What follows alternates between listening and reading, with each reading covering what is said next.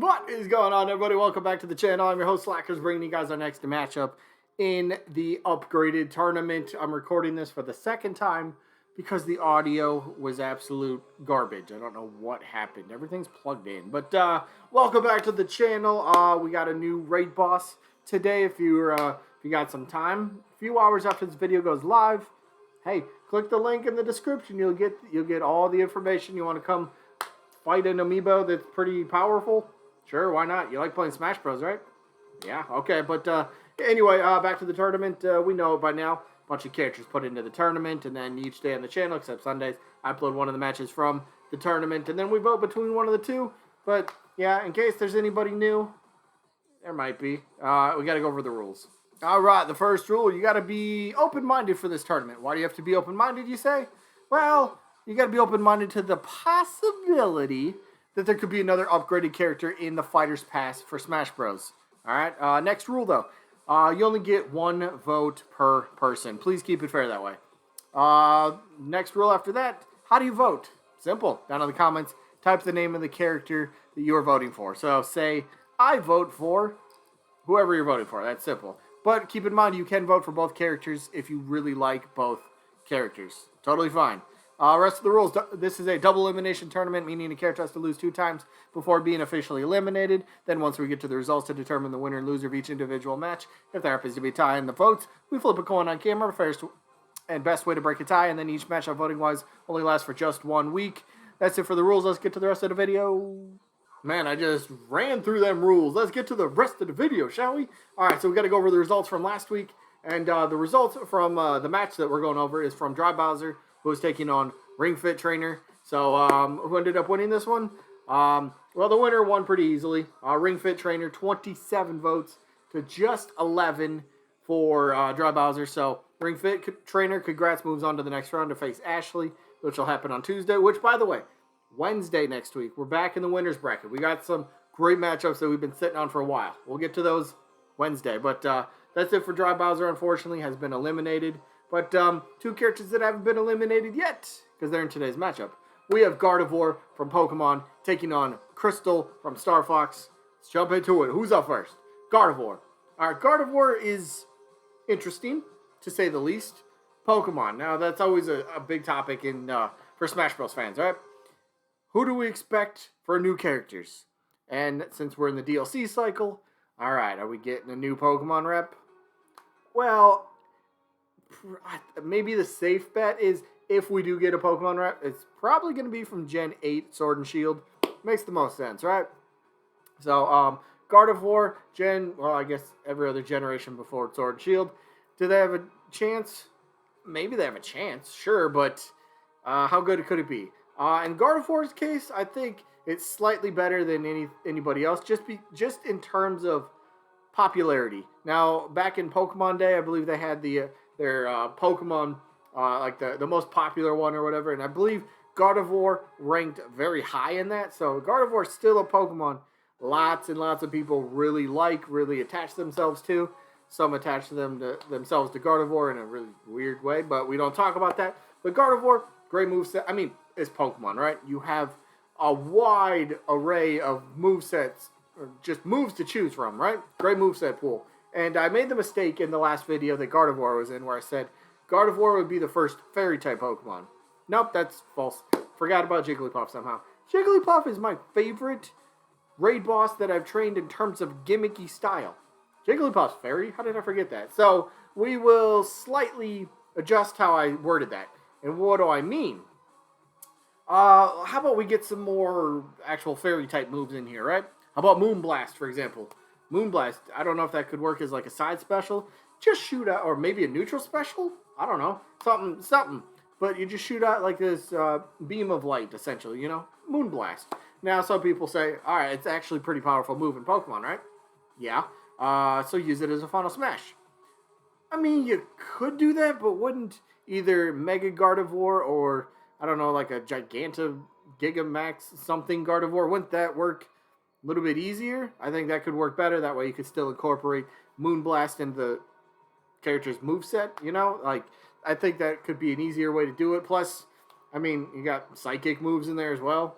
I mean, sure, we got Mewtwo, but there's some psychic moves that I think Gardevoir could pull out that Mewtwo hasn't used. So you can definitely come up with something very interesting, very different than than what Mewtwo has. So basically, the move set pretty unique, pretty original to Gardevoir. Now, me personally, I like to give my opinions on these characters. Gardevoir, for me, if Gardevoir were to be revealed as the rep, that's not a hype reveal for me. I'll be honest. I'm totally open and kind of would like it, another Pokemon to be playable, but I have my select few Pokemon that I'd be like, yes, that's the one I want to see instead. But Gardevoir, if Gardevoir got revealed, I'd just be like, eh. But Gardevoir would be like any other character. Once the character comes out, I will play as the character, get to know the character, and then give my actual opinion about how the character plays. Because, like, if you judge a character before they come out, if you know nothing about them, if you're just judging based on gameplay videos, like beforehand, you're like, it looks like garbage. How do you know? You got to try them before you play it, before you can give the proper opinion, right? So, Gardevoir, look, I think could have a fun style. Anybody remember that that leak that Gardevoir was coming to Smash Ultimate? This was like about 2 years ago. But is the Gardevoir Gothitelle leak? Yeah, Gardevoir was coming to be a playable character, and Gothitelle, out of all Pokemon, was gonna Gothitelle was gonna be the Echo Fighter. What? Okay, sure. If that's what you want to say, go for it. But like right there, that should have been like a dead giveaway. There's so many people that ran with that leak. They're like, it's got to be true. Gardevoir is very popular and requested, right? Okay, I'll give you the Gardevoir part, but like the Gothitelle part, huh? Like, come on. That was like a dead giveaway. It was fake. It was just like somebody making something up. It was like right after we got confirmation, like, okay, Echo Fighters is an official thing. And then Gothitelle, okay, whatever, sure, do what you want. But Gardevoir, nonetheless, would make sense in terms of why, how popular Gardevoir is and moveset, and it's Pokemon after all. But if we do get Pokemon, odds are it's probably going to be from Gen 8. So let's talk about Gardevoir's opponent, Krystal. Krystal Star Fox, all right? Same thing as Gardevoir. Krystal's moveset is so easy, ready to go. You just have to, they just have to would develop where the moves go in the moveset. But easy stuff, right? So the staff, that's probably the main thing that Krystal's moveset is going to revolve around. Shooting out Fire Blast, freezing, you got the ice. She does that for Assist Trophy, which is another point in a second. But you got Ground Quakes, you got Rocket Boost, you got Shields, you got the actual staff itself as a weapon.